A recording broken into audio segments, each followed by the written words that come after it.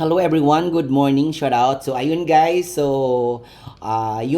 yung video na to guys is magpapasalamat lang po talaga ako kay Ate Candice sa vlog kasi isa po siya sa napakalaking tulong doon sa ginawa kong feeding program sa Buli Elementary School kasi isa po siya, dalawa po silang napaka ano doon, sponsor, si Gamo Production at saka si Ate Candice sa vlog. So Ate Candice Vlog, Mami Gamo Production, sana marami pa po kayong matutulungan.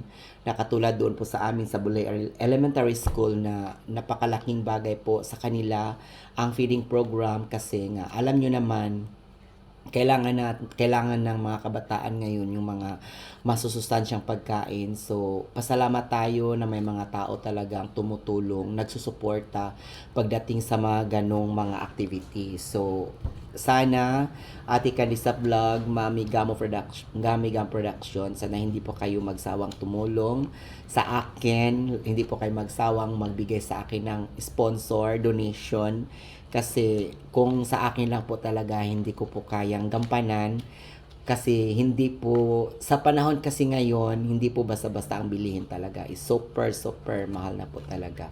So kaya thankful talaga ako na nandyan kayo sa akin kasi napaka-bless ko na meron akong kakilala dito sa YouTube, sa Facebook na katulad nyong napaka very supportive, napaka generous po, walang sawang nagsusuporta sa akin. So, Ate Candice Vlog, Mami Gamo Production, at saka yung iba, sana marami pang blessings na darating sa inyo.